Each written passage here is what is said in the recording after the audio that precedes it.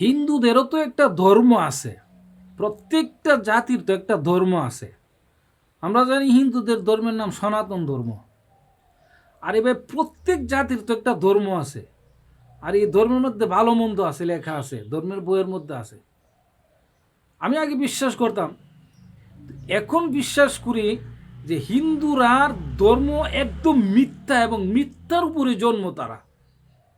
আগে এটা বিশ্বাস করতাম না, ভাবতাম যে সবারই একটা ধর্ম আছে আর ধর্মের উপরে সবাই বিশ্বাস করে, আর ধর্মের বই পড়ে তারা সবাই সঠিক পথে চলার চেষ্টা করে। এখন আমাদের শেখ হাসিনা ইন্ডিয়াতে যাওয়ার পরে তাদের যে মিথ্যা প্রচারণা আর মিথ্যা প্রোপাগান্ডা আর মিথ্যা নিউজ, মানে সত্যের কোনো লেশ মাত্রা নেই, ঘুমতে উঠেই যেন তারা মিথ্যা নিয়ে লেগে যায়। এরা কি ধর্ম বিশ্বাস করে না? তাদের সনাতন ধর্ম কি তারা বিশ্বাস করে না? কি মানুষই বলে যে সবচেয়ে ভালো ধর্ম হলো ইসলাম, আর সনাতন ধর্ম বানানো ধর্ম। আর এখন আমার এই কথাটা করে হারে হারে বিশ্বাস হইতেছে। আসলে বানানো ধর্ম না হইলে এই ধর্মের মধ্যে থেকে ধর্মকে বিশ্বাস করে, ধর্মকে মনে প্রাণে ভালোবাসে তারা, সনাতন ধর্মকে ভালোবাসার পরে তারা ধর্মের মধ্যে লেখছে যে গুম তুই টুই নিউজের মধ্যে যাই এই মিথ্যা প্রচার করবো আরেক দেশের জন্য।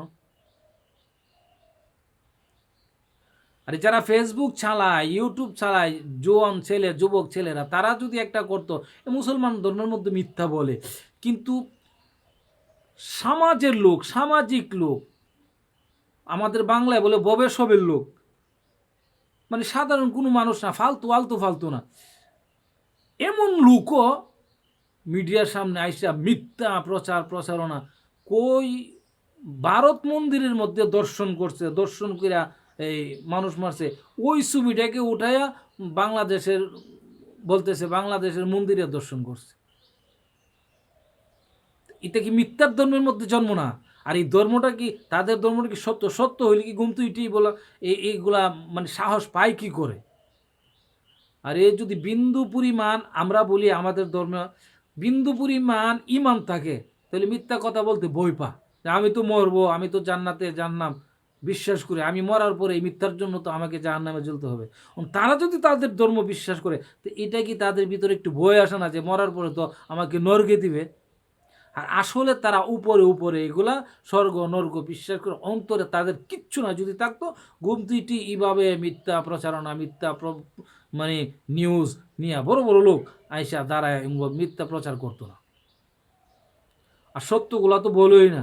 বাংলাদেশের মন্দির পাহারা দিছে আজ পর্যন্ত ইন্ডিয়ার মিডিয়ার মধ্যে বলছে না। কারণ সত্য কোন ধরনের মানুষ, মানুষ নাকি আর কিছু?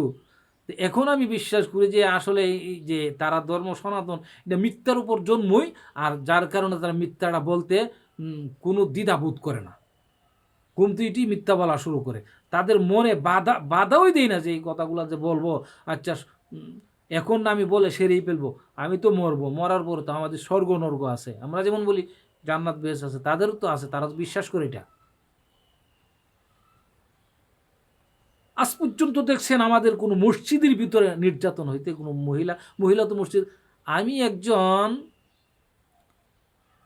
জোয়ান থাকতে যে সময় মাদ্রাসায় পড়ে এক বন্ধু ছিল আমার, সে একদিন মদ পান করছে, রাত্রেবেলা আমি তাকে দেখছি রাস্তায় পড়ে রয়েছে অলঙ্গ হয়ে, কাপড় চাপড় পরে তারা খাদে ভর করে নিয়ে যেতেছি যে বাড়িতে নিয়ে দিয়ে আসি, তখন সে মসজিদের জ্ঞান আছে ভালো, মসজিদের কাছে যাওয়ার পরে কই দিকটা যাইস না, এই দিকটা যাইস না।